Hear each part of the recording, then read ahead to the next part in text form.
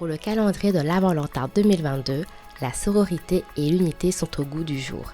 J'ai voulu faire parler plusieurs créatrices de contenu noir issues de ma génération.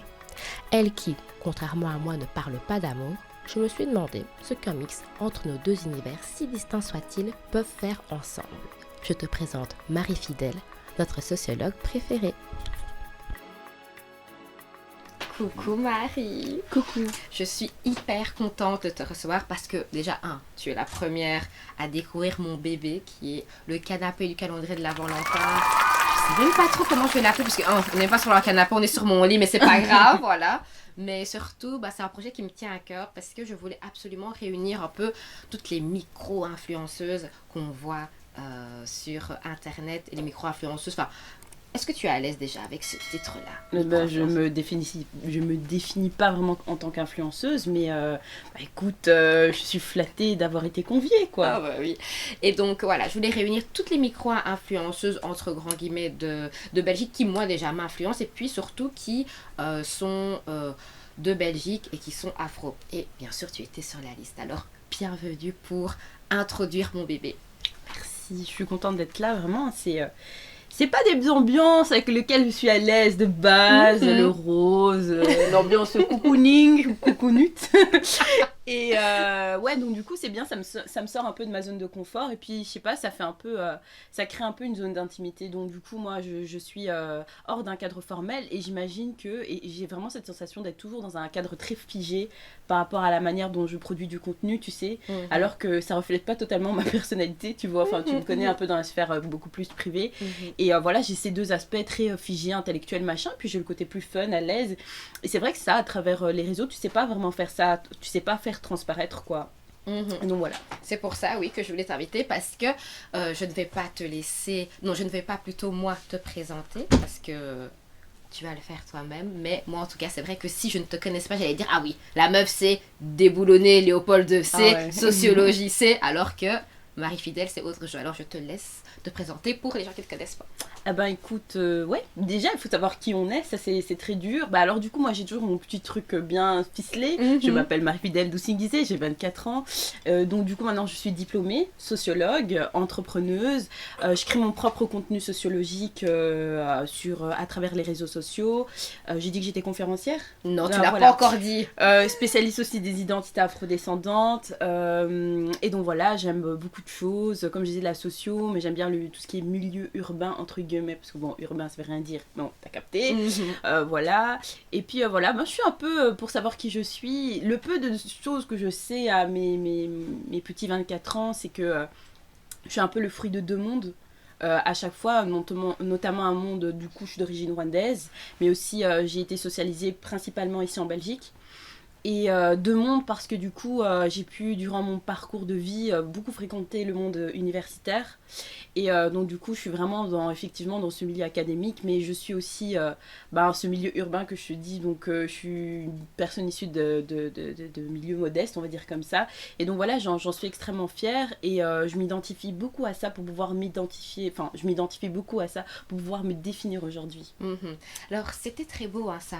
Ça c'était le truc que tu mets en pancarte sur LinkedIn, sur Moi je veux savoir qui est vraiment Marie Fidèle, genre on est dans une soirée, imagine, et puis bam, je te demande qui tu es, qu'est-ce que tu aimes, qui est vraiment Marie Fidèle? Ok, je te dirais encore une fois, je ne sais pas qui je suis. Et c'est ça qui est dur à savoir aujourd'hui à mes 24 ans. Je ne l'ai jamais vraiment su, comme je t'ai dit. J'ai mon identité de personne noire qui prend vraiment le dessus sur ce que je suis. Et donc c'est vraiment à ça que je me définis généralement, majoritairement, tu vois. Mais c'est vrai que là maintenant, à mes 24 ans, je me sens vraiment en quête d'identité. J'ai besoin de me reconnecter justement à ce que j'aime. Et donc du coup, je suis en pleine découverte. Je tente des nouvelles expériences comme aujourd'hui avec toi. Et voilà, ça me permet justement de... Peut-être que l'interview va révéler qui je suis. Ce serait vraiment un honneur que le calendrier de la Valentin soit un peu... sur le plan individuel aussi, ce sera vraiment un honneur pour moi et je pense que ça va beaucoup m'aider dans ma quête. C'est fou que tu ne... Enfin, c'est fou. Moi qui ai fait, c'est bien Sirop de Liège, c'est pas fou, mais c'est un peu logique, mais c'est drôle plutôt parce que tu as fait justement un mémoire sur les constructions identitaires des afrodescendants en Belgique, c'est ça? Ouais, tout à fait. Enfin, la manière dont, tu vois, tous les travaux de recherche que je fais partent toujours de moi. j'ai jamais peur de le dire, ça part toujours de moi sans pour autant parler de moi. Et en fait, c'est au fur et à mesure de mes investigations, de quand je fais des recherches ou que je fais des entretiens avec les gens, je vois à quel point on a vraiment des vécus en commun, quoi. Et donc, ouais, comme tu dis, c'est comme ça que je me suis lancée pour la première fois vers ces questions d'identité afrodescendante. C'est d'abord à partir de moi pour répondre moi-même à mes propres questionnements intérieurs par rapport à mes origines, par rapport à où je me situe dans un monde blanc, dans un monde rwandais. Et, tu vois, être un peu dans ce milieu-là et dans ce flou-là. Et donc voilà, en parlant avec les autres, je voyais qu'ils étaient dans dans les mêmes types de questionnements, sachant que savoir qui on est, en fait, je pense que c'est des choses que... C'est un questionnement on a tous, en fait, au-dessus de la barrière ethnique, etc. Tout le monde est concerné par cette question. Et d'ailleurs, je pense qu'on la redéfinit à chaque fois dans sa vie, tu vois. Et que c'est jamais un truc figé. C'est pour ça que quand tu me dis qui je suis, c'est difficile pour moi, tu vois, de directement répondre. Et voilà. Ok. Alors, est-ce que tu sais nous expliquer la manière dont tu as été amenée à découvrir les médias, non, à être sous les projecteurs des médias? Ok, version longue ou version courte? Ah ma chérie, sois à l'aise. On a dit quoi? Ça c'est quoi? C'est être à l'aise. Je parle avec mon cœur. Ouais. Ok. Ben, c'est vrai que, ben, je sais pas si je l'ai toujours cherché. En fait, dans mon cœur, comme je t'ai dit, je sais pas qui je suis, mais je sais pas, on a comme un appel intérieur. Ouais, Comment tu vois. j'étais sous les feux des projecteurs, alors du coup, ouais, c'est suite à une pétition que j'ai initiée. Tu sais, c'était la période où il y avait Black Lives Matter, bon, je t'apprends rien, BLM. Bon, j'ai même dit Matter vite, parce que mon anglais est pété, mais ça s'améliore. Ça tu vois, on se connaît, on se sait vraiment. On est liés. C'est ça que moi c'est toujours BLM, Ouais, jamais ouais. Black Mais Lives t'as vu, j'ai dit Matter. Black Lives Matter. Et ouais, donc voilà, c'était à cette période, je pense que c'était vraiment chaud pour nous les afrodescendants. C'était un climat hyper anxiogène, surtout avec le Covid, etc. Je pense que c'était grave chaud et tout ça. Et tu sais, bon voilà, j'ai toujours été quand même assez engagée sur cette cause, enfin engagée. J'en ai parlé, en fait, quand t'es afrodescendante, tu parles de causes qui touchent à la race, t'es engagé, quoi, tu vois ce que je veux dire. T'es déjà engagé, c'est un peu malheureux. Et ben, du coup, voilà, donc il y a cette période-là. Moi, je suis en période d'examen aussi. Alors, je suis deg de pas pouvoir aller à la marche BLM, du coup. Et je me dis, ah purée, qu'est-ce que je peux faire moi-même pour porter cette action à mon échelle, tu vois. Et donc voilà, même si j'étais en examen, je me dis, tu sais quoi, je vais faire une pétition. J'avais eu cours avec un bus de Léopold II au sein de l'université de Mons, donc mon université de l'époque. Et donc, je me suis dit que j'allais initier une pétition pour pouvoir justement encourager une action qui aurait pour objectif de la déboulonner, quoi, tu vois. Et donc, voilà. Et la vague d'émotions suscitée par le décès de George Floyd relance en Belgique les appels à rompre avec notre passé colonial. Plusieurs statues de Léopold II ont ainsi été aspergées de peinture en Flandre. Et puis, un buste vient aussi d'être retiré sur le site de l'Université de Mons. Alexis Gonzalez, nous vous retrouvons sur place. Une étudiante, justement, de l'UMons voudrait aller plus loin. Oui, vendredi dernier, une étudiante interpelle les autorités académiques de l'UMons sur la page Facebook et demande le retrait d'un buste de Léopold II qui se trouve dans l'université. S'ensuit une pétition qui réunit plus de 2000 personnes et ce lundi, réaction de l'université, elle fait retirer le buste qui va se retrouver maintenant dans une réserve. Je suis avec l'étudiante justement qui a lancé cette pétition, Marie Fidèle Doussingizé. Alors Marie... Comment ta maman a vécu la chose? Enfin, comment ça s'est passé à la maison? Je vais parler avec mon cœur, encore une fois. Donc, quand je dis ça, c'est vraiment le joker. Hein. Mais pour pas rentrer vraiment dans les détails, il faut savoir que nos parents, ils ont vraiment grandi avec la peur administrative, due à la violence administrative en tant que personne qui était réfugiée, etc. Et donc, du coup... il y a vraiment une différence entre ma génération, donc la deuxième vague de l'immigration, et la génération de nos parents. Nous, faut pas qu'on s'affirme plus, hein. On marche sur les traces de nos prédécesseurs, mais on a une affirmation identitaire belge beaucoup plus forte. Ouais. C'est-à-dire qu'on se familiarise plus avec la société belge, on se sent appartenir à. En tout cas, je pourrais dire ça d'un point de vue global, bien sûr, sans nier les spécificités des individus.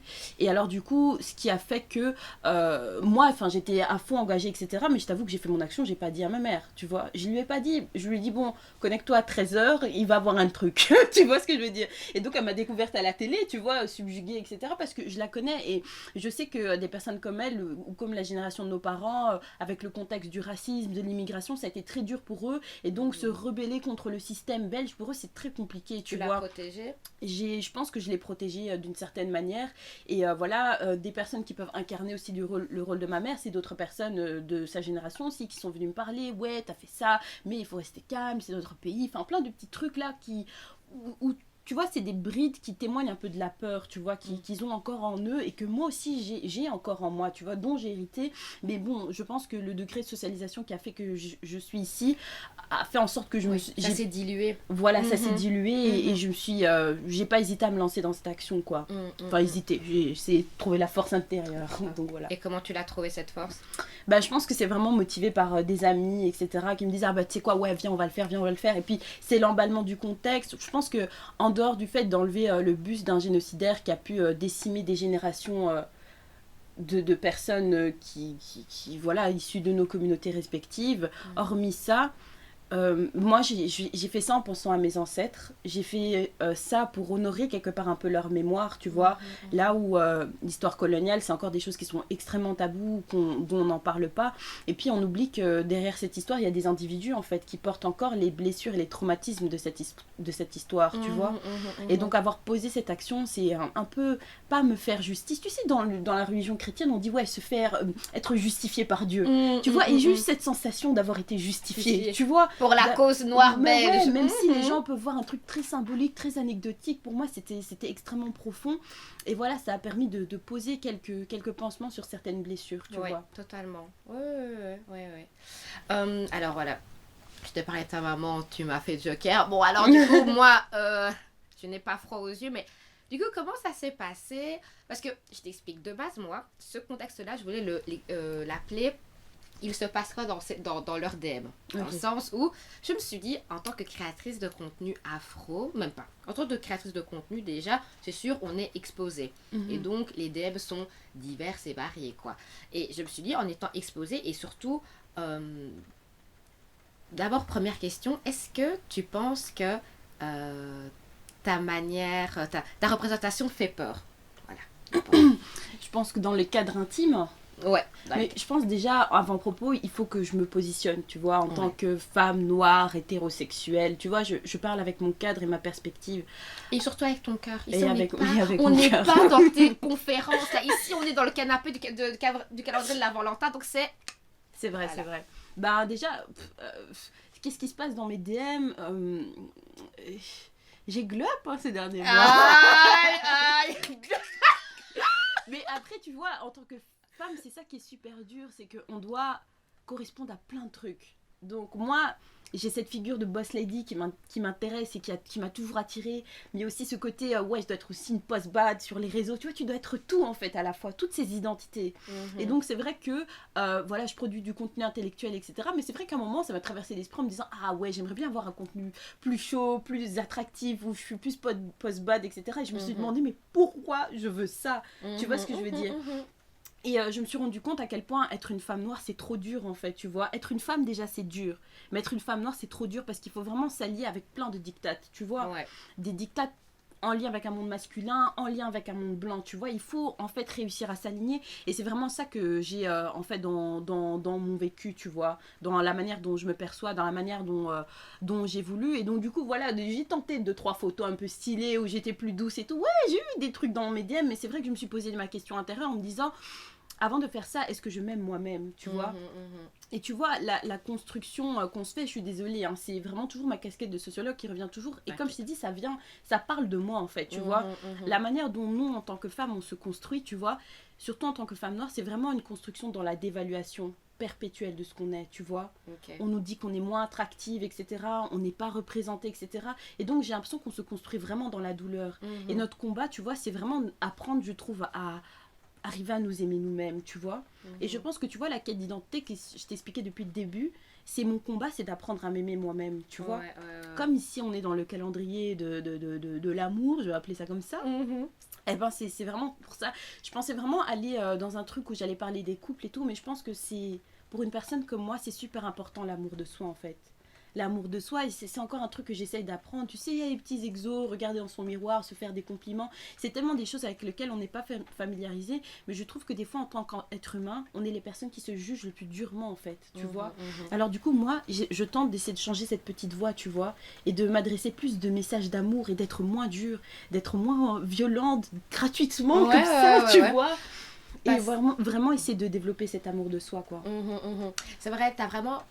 ça me fait trop... Ce que tu dis, ça me fait vraiment penser à une femme dont on a Sarah qui avait dit, oui, comment tu te parles et est-ce que tu parles de la même manière aux autres? Et par exemple, tu vois, moi, c'est très difficile. Enfin, j'ai du mal, par exemple, à insulter les gens, à dire, ouais, t'es biais, c'est bête chez les Liégeois. Et donc, du coup, j'ai un peu du mal à dire ça aux autres, mais genre à moi, par exemple, je le dis d'emblée, alors j'étais un peu en mode, c'est un peu bizarre. Donc, c'est vrai que c'est important de savoir comment on se parle. Et j'ai une question, est-ce que tu as du mal à parler en jeu? Ouais. J'ai du mal à parler en jeu parce que du coup c'est dur de faire un repli sur soi parce que j'ai toujours peur de passer pour une égocentrique, tu vois. Moi je. Même les gens utilisent cette expression moi je. Et donc ouais, c'est vrai que j'ai cette difficulté de dire moi je pense que nanana, tu vois. C'est une position, je sais pas, c'est une espèce de fausse humilité qu'on a pour montrer qu'on n'est pas égocentrique et replié sur soi, tu vois. Donc ouais, j'ai vraiment cette difficulté, ouais. Pour revenir à ta facette de boss lady, voilà, est-ce que... Ben oui, tu me demandais si ça figeait les hommes, c'est ça. Voilà, et pas les hommes, si ça fichait, si ça plutôt ça impactait ton potentiel homme, le monsieur mari fidèle, s'il y en a un, je ne sais pas, mais voilà. Je voulais savoir un peu quel était en fait l'impact de ta position dans la société, parce que ça il faut le dire, par rapport à une dynamique romantico-sexuelle ou pas. Ouais, ben, tu sais quoi, je me rends compte que j'ai pas confiance aux hommes, tu vois. J'ai évolué dans ça, dans une difficulté à faire confiance aux hommes. Je me projette toujours dans des relations un peu chaotiques, genre, tu vois, même si je me dis, ah ouais, ça peut bien se passer entre nous deux, etc., j'ai l'impression que ça va jamais bien marcher.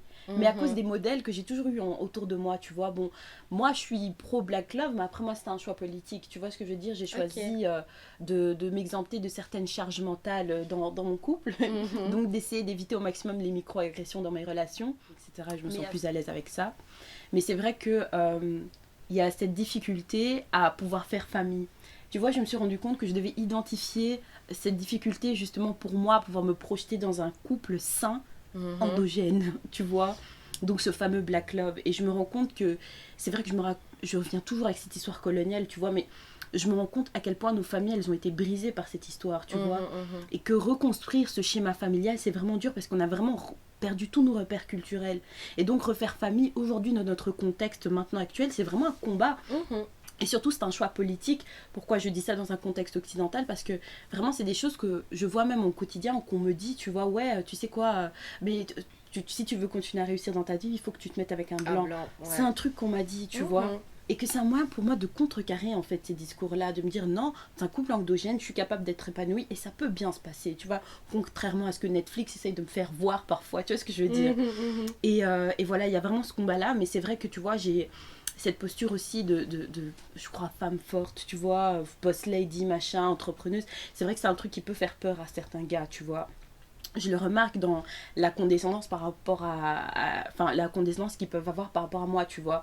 Genre, par exemple, j'ai certaines discussions par rapport à certains sujets, tu vois, ils vont essayer de me reprendre, m'expliquer ma spécialisation, tu vois ce que je veux dire. C'est des bails que j'ai au quotidien et qui me donnent un peu des brides, tu vois. Et puis, dans cette société hétéronormative aussi, je me rends compte que je dois jouer le jeu de faire la femme, tu vois. Tu sais, j'ai jamais compris. Il y a des meufs qui disent oui, devant les mecs, il faut faire la bête pour pouvoir les amadouer. Vas-y, c'est bon, on fait des études pour faire la bête, en fait. Mais depuis, j'étais célib, tu blagues. Attends. Et donc, bah ouais, c'est compliqué alors. Du coup, moi, j'ai toujours été la bonne pote, etc. et tout. Enfin, je pense que j'ai vraiment un caractère qui est intimide et aussi parce que j'arrive pas à me fondre dans cette posture de la femme, l'ago féminine. Là, tu vois, je t'ai dit, ça, c'est pas mes ambiances. Tu vois ce que je veux dire? Moi, mes ambiances, c'est draré, c'est les... Non, il y a rien qui... Ah, c'est vrai? C'est pas grave, c'est pas grave. Oui, c'est vrai, oui. Et puis, où c'est conférence? Donc, toi, en fait, C'est soit ça, soit ça. Sans blague. Et donc du coup, là, maintenant, je me suis fixé le défi de me reconnecter aux filles. Je me suis posé la question, mais pourquoi je suis pas à l'aise avec les femmes? Est-ce Qu'est-ce que tu qui cloche faisais chez moi? partie des meufs qui disaient, oh, je préfère être amie avec les garçons que les filles parce que les filles sont hypocrites? Faut boire le thé, ma chérie. Faut boire, faut bien boire. Non, pas hypocrite. Ah, mais ah. non, mais c'est moi qui... Je disais pas qu'elles étaient hypocrites, mais plus que j'étais pas à l'aise. Et j'essaie de comprendre pourquoi j'étais pas à l'aise. Et je pense que nous, les femmes, on est vraiment aspirées à être toujours en compétition.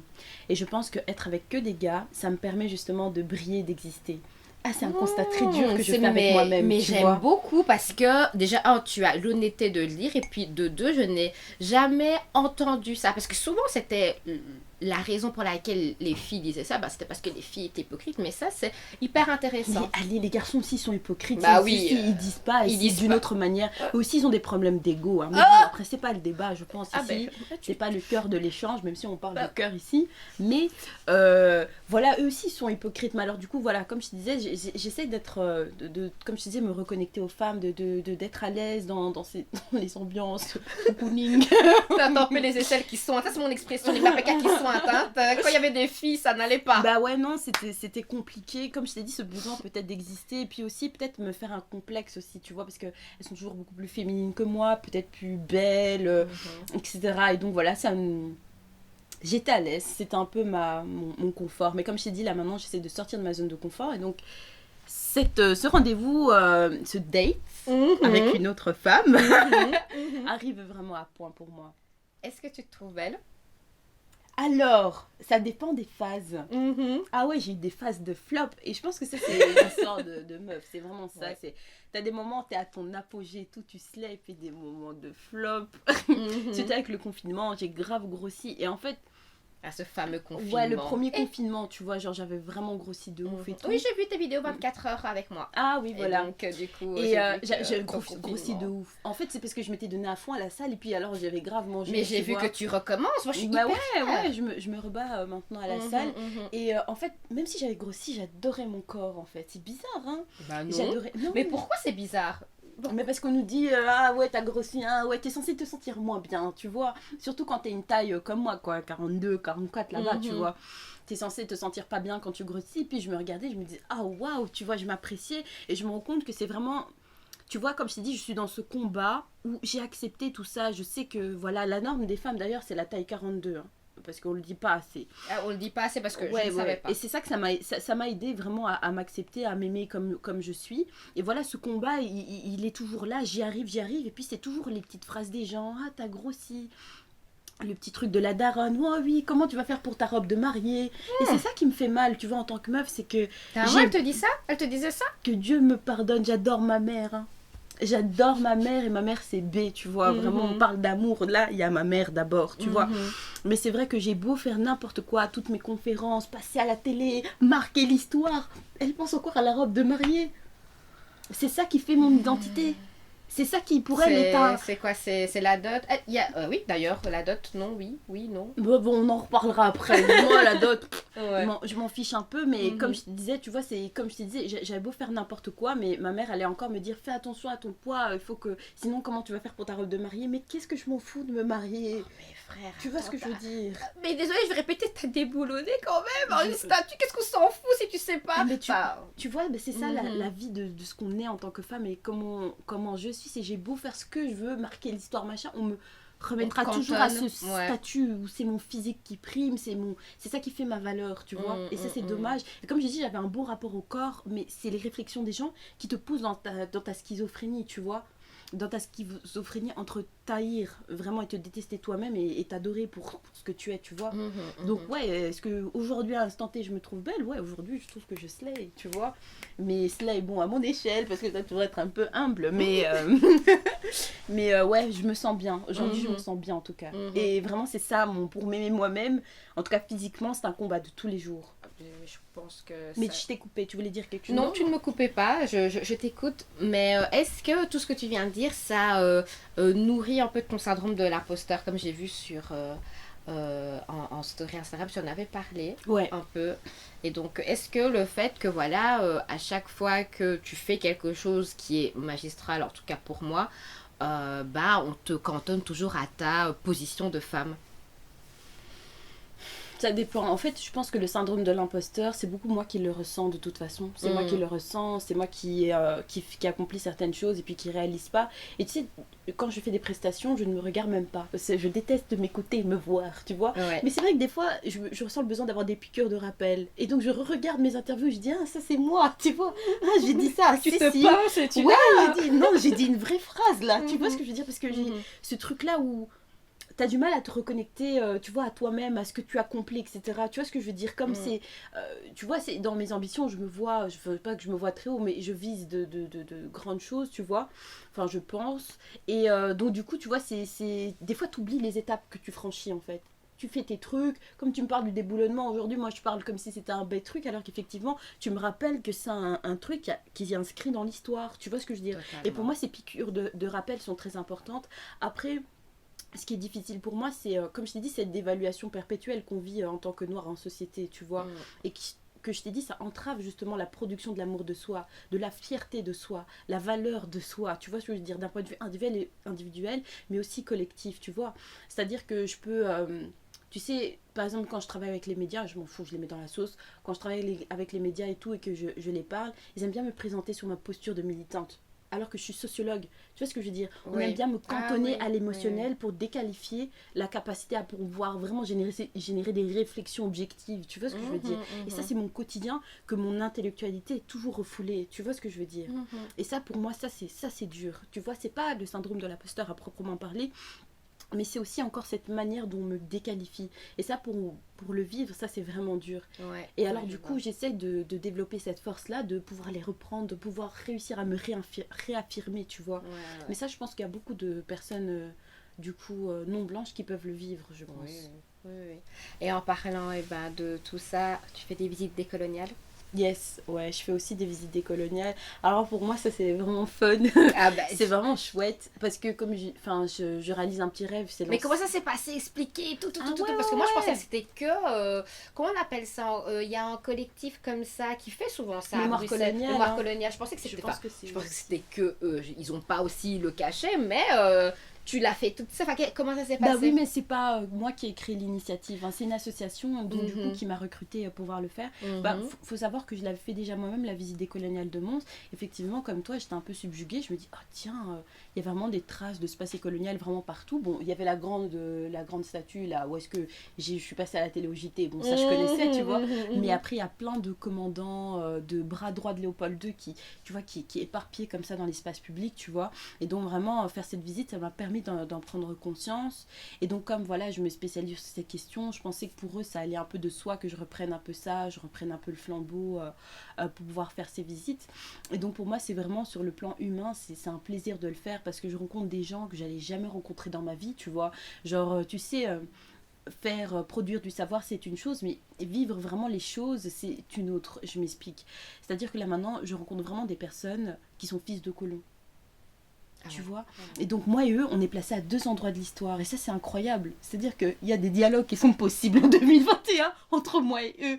Tu vois ce que je veux dire? Grâce à ces échanges-là. Et tu te sens comment? Mais Ah, moi, non, rien quand on parlait, j'ai des mapes qui sont Ah, avec moi. c'est le palais aux micro-agressions. Attention, il faut savoir gérer ça, tu vois. Mais de l'autre côté, ce qui fait du bien, c'est de pouvoir raconter et de donner son expertise. Tu vois, qu'il y a un peu ce rapport où enfin on crée un peu un climat d'écoute, un semblant de climat d'écoute, où on peut vraiment avoir des échanges. Et comme je t'ai dit, enfin je rentre en contact avec des personnes que je ne perçois pas, avec lesquelles je peux pas vraiment parler, à part quand ils m'insultent sur les réseaux, tu vois. Mais au moins là, on se voit vraiment physiquement, en échange. Et voilà, j'ai contact avec eux, j'entends leur point de vue qui... Parfois je suis d'accord, parfois je suis pas d'accord, très souvent je suis pas d'accord, mais tu vois, ça me permet vraiment de faire cette rencontre. Et le plus riche pour moi, c'est rencontrer les jeunes aussi. Les jeunes de ma génération. D'ailleurs, j'invite plus de jeunes afrodescendants à faire ces visites décoloniales. Faut venir.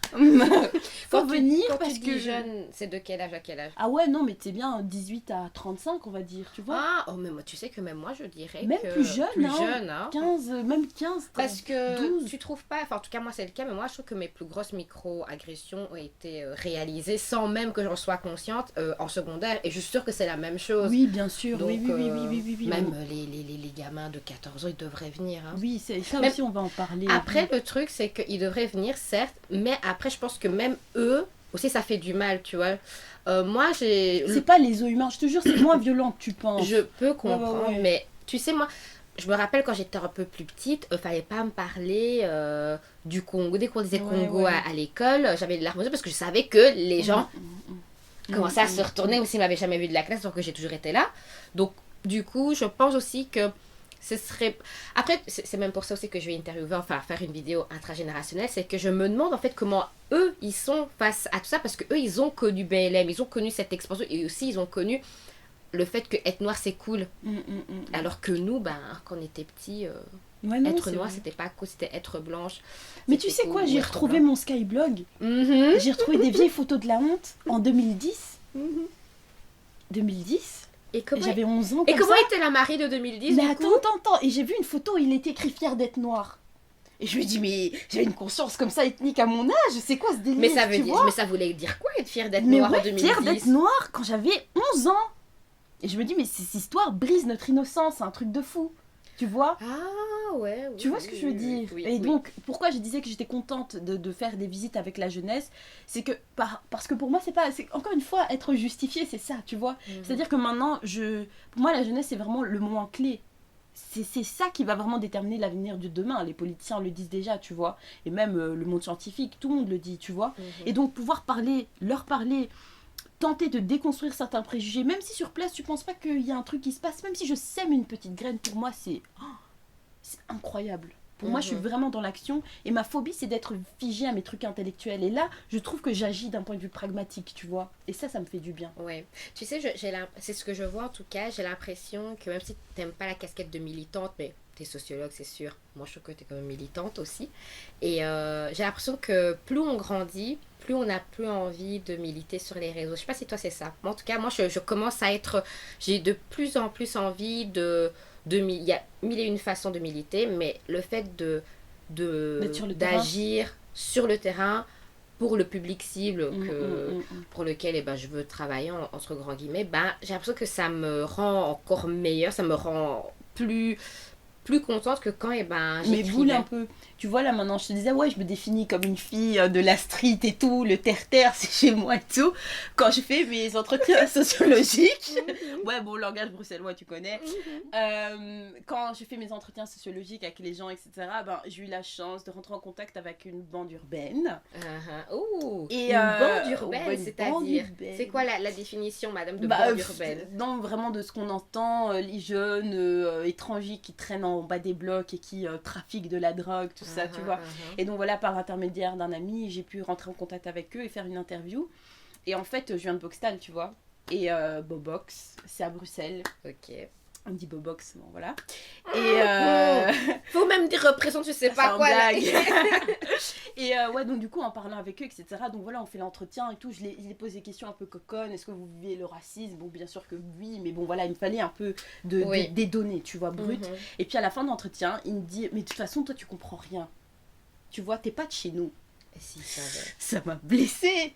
Ça m'a blessée, tu vois. Mhm. Ça m'a blessée. Je me suis demandé, est-ce que moi-même, maintenant, je suis déjà enfermée dans ma tour d'ivoire universitaire, tu vois?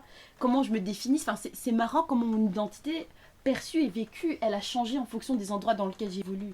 Quand j'étais avec eux, du coup, j'étais limite une petite blanche, tu vois ce que je veux dire, coupée de leur réalité. Mais quand je suis à l'université, je suis une go de la street, tu vois ce que je veux dire. Enfin, tu vois, c'est pour ça que je voulais rebondir sur ça. Tu vois, c'est ma peur vraiment d'être coupée de ce monde. Et comme tu dis vraiment, cette importance de pouvoir être toujours connecté au terrain, tu vois. Et moi, vraiment, c'est vraiment cette peur-là, c'est de créer cette rupture en restant dans des trucs trop intellectuels, tu vois.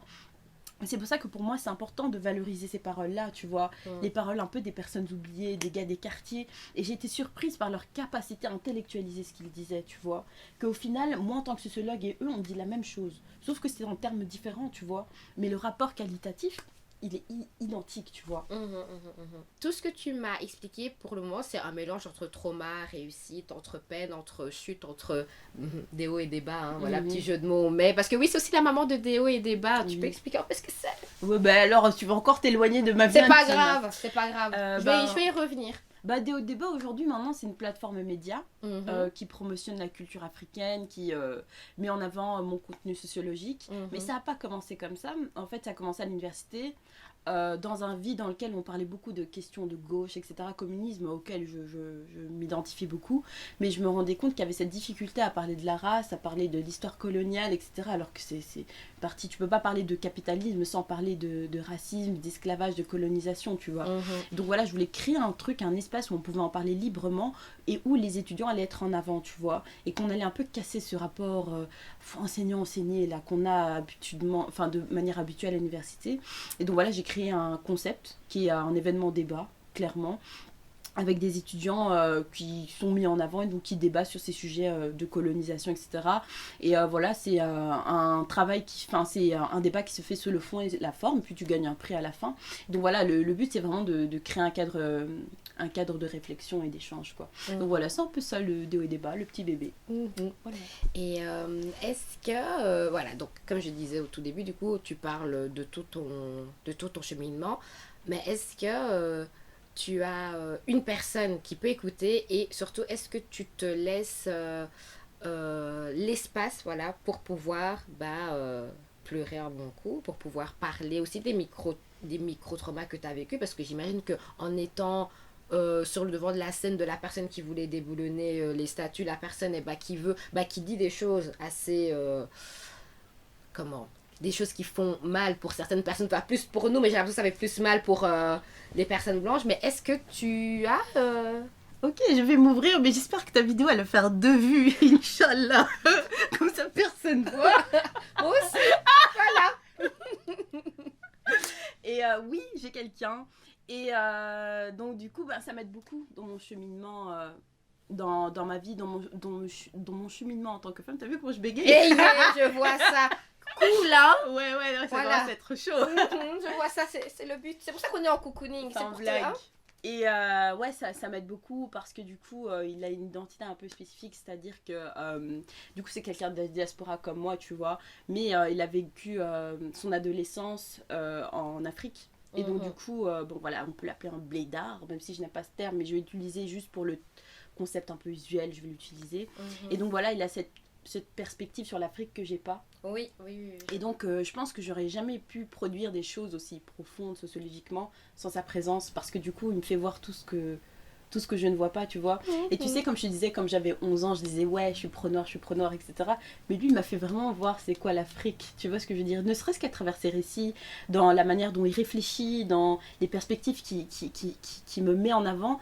Et c'est tous les trucs dont j'ai pas accès, parce que, voilà, je traîne qu'avec des personnes de la diaspora, tu vois. Et lui, il a vraiment ce prisme que je n'ai pas. Et d'ailleurs, j'avais, tu vois, j'ai fait un article sur le complexe de supériorité nous de la diaspora, tu vois, par rapport au blédard. Et comme je t'ai dit, ça part toujours de moi, donc ce complexe, je l'avais moi-même, tu vois. Ah oui, et c'est ok. lui qui m'a aidé à déconstruire ça, tu vois. Ce Tu que je veux l'avais dire. par rapport à lui? Non, Par pas lui. rapport à le blédard, Ouais, que tu peux croiser Mhm. à l'université par exemple. Exactement, moi les Mhm. blédards, je les fuyais fort, alors que je me définissais en tant que militante et, Et tout. pourquoi tu les fuyais? Ah, c'est la haine de soi, c'est vraiment la haine de soi, c'est le déni, c'est l'aliénation, c'est vraiment, comme je te dis, on nous construit dans la haine de soi. Et en fait, en tant que personne de la diaspora, ces personnes-là sont des rappels de qui tu es. Ah, tu vois ce que et je veux moi je dire? trouve même que c'est le pont. Sans blague. C'est Mhm. exactement ça. Mhm. Et voilà, en ayant parlé avec lui, même des fois où je disais blédard, il commençait à me regarder un peu chelou. J'avoue que moi aussi j'ai commencé à prendre conscience, tu vois. Mhm. Et vraiment en me disant, mais lui ce bougla avec qui je suis là, lui aussi c'est un blédard en vérité. Tu vois ce que je veux dire? Lui aussi c'est un blédo à la base des bases, tu vois. Ouais. Et alors du coup voilà, c'est ça cette personne m'apporte beaucoup. Hein. Franchement je l'ai saucé. Hein. Je l'ai saucé. Ouais. J'ai pas l'habitude de montrer comme ça et Pourquoi? de dire des choses comme ça. Pourquoi t'as pas l'habitude? Parce qu'on grandit dans la peur, nous. Ah, On grandit dans la peur. En tant qu'afrodescendant, on grandit dans la peur. On peut pas, surtout en tant que femme, on peut pas parler de nos histoires intimes, de nos histoires d'amour. On peut pas parler de tout ça parce que voilà, il y a toutes ces identités à préserver, notre image à préserver. Et de donc, femme mariable. Voilà. Je sais même pas si ça se dit, mais bon. Voilà, de rester chaste, de rester pure, machin. C'est pour ça que tu gardes alors du coup toujours cette pudeur là. Ah, je suis extrêmement pudique. Je suis vraiment extrêmement pudique sur ça. Je suis pas. c'est dur pour moi justement de parler de la personne que j'aime parce que pour moi ça fait déjà un peu flop comme ça, tu vois. Genre comme je t'ai dit, enfin c'est bien l'image de la fifi qui, ah oui mon petit copain, tu vois, ça c'est une image qui me fait peur, et me cristallise. Je vais pas parler parce que moi, c'est un Mais peu la ouais, casquette ouais, que tu j'aime. vois, mon petit Ben copain. Non. Oui, oui. Je t'ai dit comment je suis, tu vois, ça c'est pas un truc que je développe, enfin que j'ai développé dans ce que je suis. Et comme je t'ai dit, par rapport à ma communauté, il y a tout ce tabou de parler des relations amoureuses, etc. Et toi, ce tabou, comment tu pourrais le nommer, le résumer? Pourquoi t'as les mapékas qui sentent quand on parle de la personne que tu aimes? Bah, comme je t'ai dit, dans cette peur d'être cristallisée à la fifi, mon petit copain. Et aussi l'image, comme je t'ai dit, essayer d'avoir une bonne image. Mais tu sais, entre jeunes et tout, je m'en fous, je sais que je serai jamais jugée, mais c'est plus au niveau des parents, etc. Tu vois. Ouais. Là, au niveau des parents, on joue pas, tu vois ce que je veux dire. C'est bien que nous, si on ramène quelqu'un, tu vois, ça doit être quelqu'un carré, avec un travail, parfois un blanc, mais avec un travail, tu vois. Une personne qui est quelqu'un en société, on va dire, tu vois. Et donc, il faut pas jouer. Et puis, voilà, il y a toutes les questions auxquelles on veut pas répondre sur la virginité et tous ces trucs-là, tu vois ce que je veux dire. Et malheureusement, quand tu présentes quelqu'un, tu dois plus ou moins t'avancer sur ces questions, tu vois. Ou bien les gens vont avoir des idées comme ça. Puis, il y a les grands frères, il y a les trucs et tout, tu vois, c'est chaud. Dans la fratrie, tu es là. Ah ouais, alors moi je suis la cadette, tu es la plus petite. Je suis la plus petite. Ah ouais, après, gloire à Dieu, j'ai pas forcément de pression par rapport à ça, mais c'est vrai que je partage pas vraiment ma vie avec eux, intime. Non, vraiment, mes amis, c'est ma mif, tu vois. Mes amis, c'est ma mif, c'est à eux que je présente justement. Et encore, il y a très peu d'amis à qui j'ai présenté la personne que j'aime, quoi, tu vois. Et tu penses que si c'était une personne blanche, t'aurais pas pu partager tout ça? Comment ça? Si la personne que tu aimais était une personne blanche, est-ce que tu aurais pu partager ta réflexion par exemple sur les blédards, sur les personnes dites blédards? Est-ce que tu aurais pu partager ton parcours par rapport à tout ce que tu fais? Bah, parlons d'abord de la couleur des sentiments avant de pouvoir me projeter, même avec si j'avais été avec un blanc, à quel point vraiment on est enfermé dans deux mondes. Je m'explique. C'est-à-dire qu'avant mes études universitaires, j'ai pas d'amis blancs. J'ai jamais eu de blanc, pas de proche blanc. Franchement, les blancs que j'ai rencontrés, big up à deux filles qui sont mes seules amies blanches, vraiment qu'un. En dehors de ça, je rencontrais jamais de blancs en fait à l'université. Les blancs de Bruxelles, on va dire, ou bien de toutes les villes un peu cosmopolites, multiculturelles, c'est vraiment des blancs qui sont un peu familiarisés avec le milieu noir, le milieu étranger, etc. C'est pas des vrais blancs avec la culture folklorique qu'on peut retrouver en Wallonie par exemple, tu vois. On pourrait dire que c'est un blanc urbain. Ouais, un blanc urbain, appelons ça comme ça. Et donc du coup, voilà, en dehors de ça, jamais je pouvais me projeter avec un blanc, tu vois, parce que je les vois pas, je les rencontre pas. Et c'est c'est un peu ambivalent, ou je dirais plus, parce que tu les vois pas amoureusement parlant, mais tu les vois partout parce que quand même leur présence quand même t'influence, parce que c'est une microagression des fois, la manière dont ils nous regardent et tout ça. Toi aussi tu bégayes, hein. Oui, parce que je cherche mes mots, frère, quoi, pour mettre Célène Poingé, la raciste, racisme anti-blanc. Je cherche mes mots, donc je recommence. Mais c'est très ambivalent parce que d'un autre côté, tu les vois pas, dans le sens où, voilà, mais par contre, dans ton milieu militant, tu les vois. Ouais, milieu militant, dans le monde universitaire qui est vraiment à majorité d'ascendance européenne, oui, tu vois, c'est un vrai monde blanc. Et comme je t'ai dit, c'est qu'à l'université que je les ai rencontrés, tu vois, en dehors de ça, non. Et pourquoi je te parle de la couleur des sentiments aussi, c'est que même, je suis chiante avec mon histoire coloniale, hein, tu vois, mais je veux dire que même là, on a déjà défini nos rapports, tu vois. Autant le racisme, c'est un processus socio-historique qui se matérialise dans l'espace public, mais aussi dans nos relations intimes, dans notre rapport à l'amour, tu vois. Ça met des murs entre nous. Je suis tellement d'accord avec toi. Et pourtant, il y a des personnes qui vont dire ouais, mais non, faut pas ramener tout à la race de l'arrête. Ah ouais, mais il y a des couples mixtes non politisés. Il y a des couples non politisés. Il y a même des couples noirs non politiques. Bah oui, et ils ont raison d'exister. Tu vois, ils ont raison d'exister. Chacun le vit comme il veut, tu vois. Mais pour moi, ça, je peux pas nier l'évidence. En fait, je pense que c'est pas grave qu'en société, tu vois, on n'est pas libre de nos choix. Tu vois, je pars du principe qu'on n'est pas libre de nos choix. Pour toi, il y a un déterminisme. Il y a un déterminisme, mais la question, c'est que quand on s'en rend compte, qu'est-ce qu'on en fait, tu vois. Et moi, je pense qu'on doit être à l'aise avec le fait qu'on doit conscientiser ce qui nous anime, et puis qu'à la fin, on fait le tri sur ce qu'on prend pas. Tu vois ce que je veux dire? Pour moi, c'est vraiment ça. Mais comme je te disais, voilà, on a des murs qui sont dressés entre nous à cause de ces héritages qu'on a, tu vois. Ouais. Et donc, même dans mon rapport avec les personnes blanches, voilà, c'est... quand je vais les rencontrer, j'ai fait une expérience Tinder, par exemple. Ok? Donc, Tu sais que je devais le faire, j'ai fait quoi? 6 heures. Ah oui, mais j'ai eu la même chose. Ah, ok. Oui, oui. Donc alors du coup, moi, je me suis mis, j'ai emprunté la photo d'une pote, ok? Elle m'a dit ok. Bah, moi, je vais te demander cache noire, blanche. Ah, noire, femme Ah, noire. ouais, Parce ok. que je voulais vraiment voir le vécu d'une femme noire sur un réseau, Sur un réseau social. ouais, de rencontres, tu Ouais, vois. Je voulais ouais. voir ce que ça donne. C'était que des clichés, tu vois. Oh, vous êtes bonne au lit, est-ce que c'est vrai? T'es une petite tigresse, une diablesse. Oh, Oh, salut. diablesse maintenant. Aya Nakamura, ça va, tu vois, des trucs comme ça, j'adore les femmes métisses, tu vois, des trucs hors thème, tu vois ce que je veux dire. Et voilà, on voit l'ancrage de ces stéréotypes. Comment tu veux que Célèbre, j'ai des bons rapports maintenant? Comment tu veux que j'arrive à me projeter, tu vois? Et je me dis, une relation avec une personne d'ascendance européenne, pourquoi pas, tu vois? Alors du coup, il faudra vraiment que cette personne elle soit déconstruite à mort. Et encore même dans cette posture-là, je me dis, punaise, je vais devoir faire tout ce travail éducatif, tu vois. Quand je vais commencer à parler d'un vécu qui va me faire... Tu vois, ça, je vais pas le supporter. Le petit doute là, je vais pas le supporter. Et que elle a dans- levé l'index Ouais, carrément. je vais pas le supporter. Et je me dis, allez, dans un couple endogène, ça, il y a des choses que t'as pas besoin d'expliquer, tu vois. Mais il y a d'autres Et choses ça que fait du bien. Mais dans les couples endogènes, il y a d'autres choses que tu expliques parce que ça reste un homme. Et est-ce que tu ressens la pression?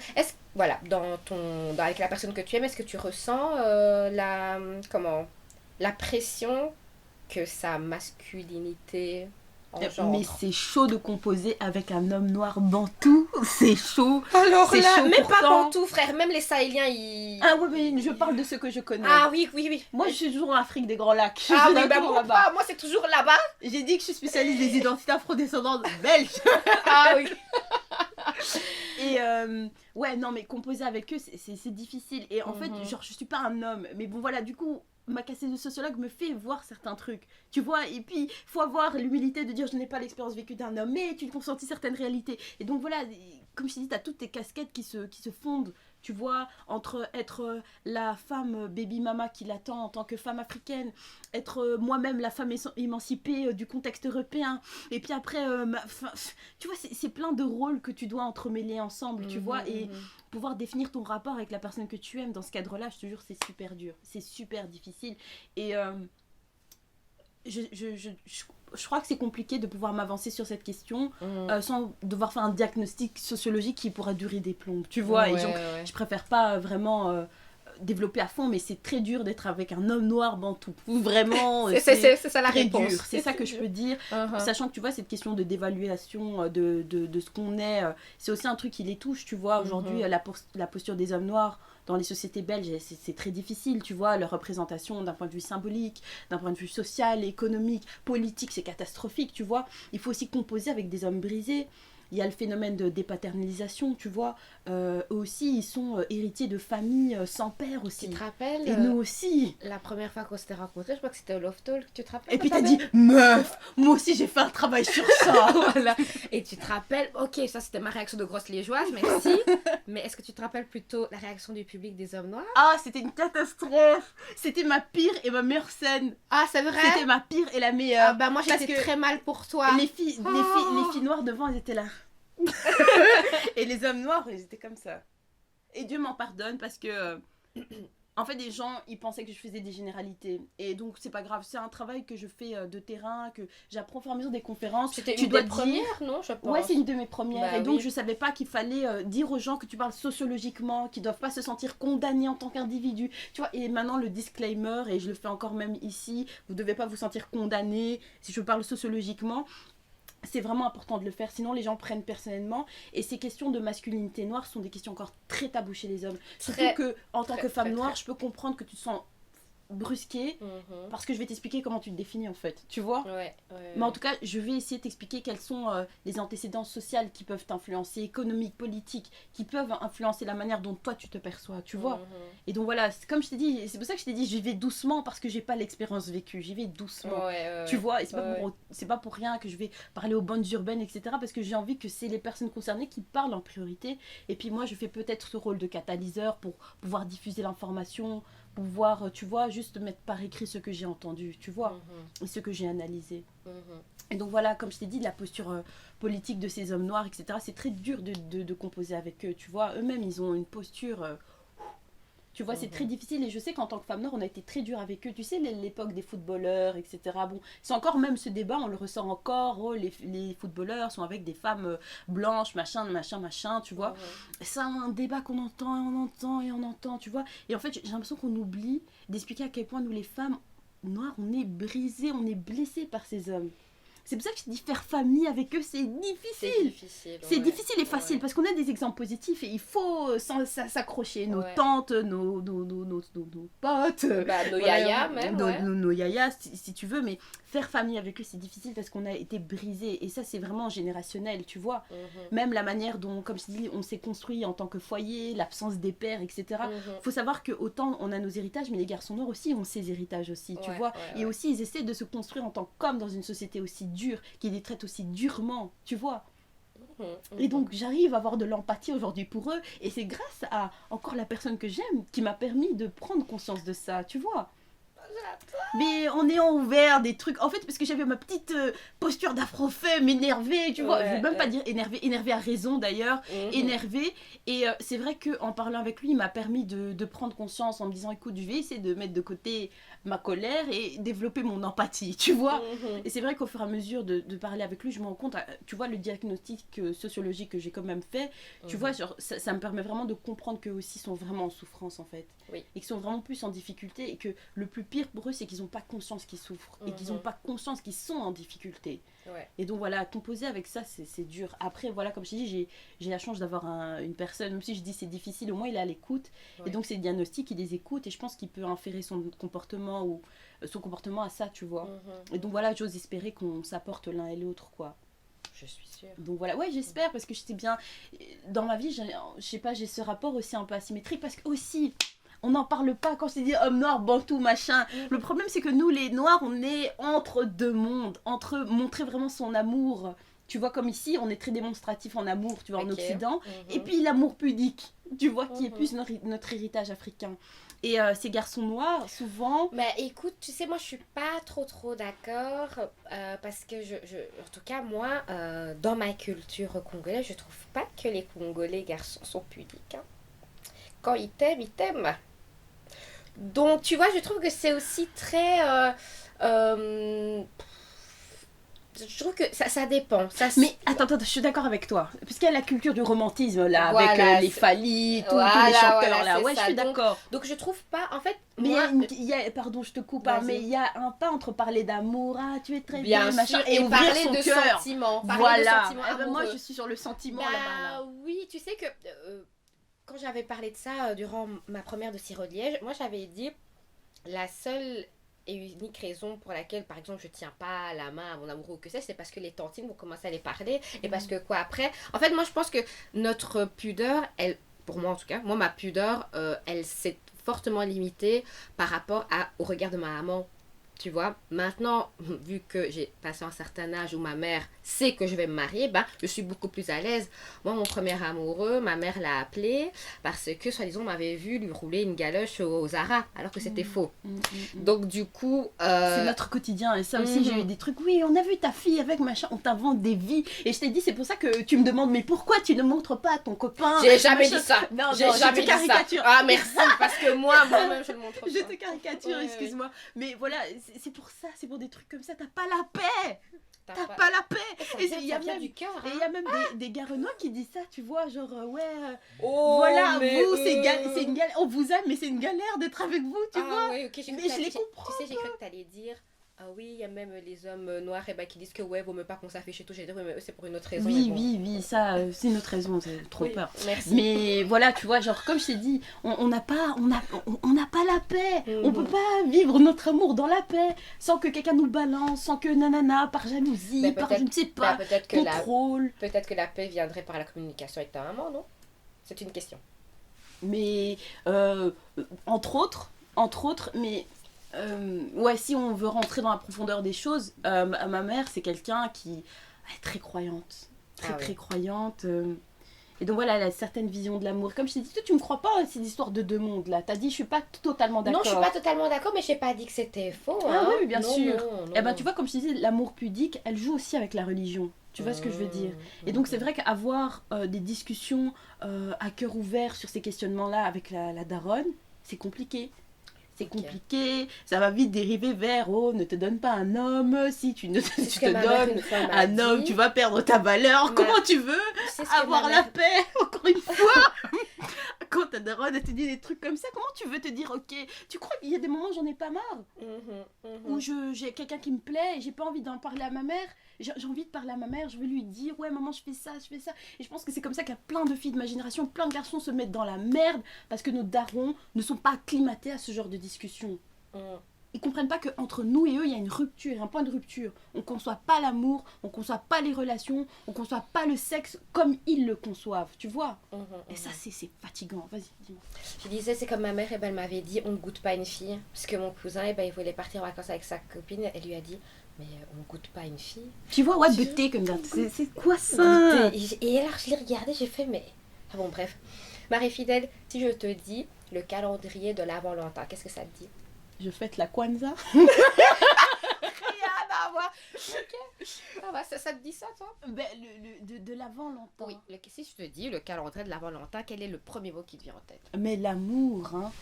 Ben, parce qu'on entend Saint-Valentin, puis calendrier de l'Avent aussi, ça me fait penser à ça, non? C'est genre quand tu as des jeux, et puis t'ouvres et tout, et puis t'as des petits cadeaux, des petits produits, non? C'est ça, non?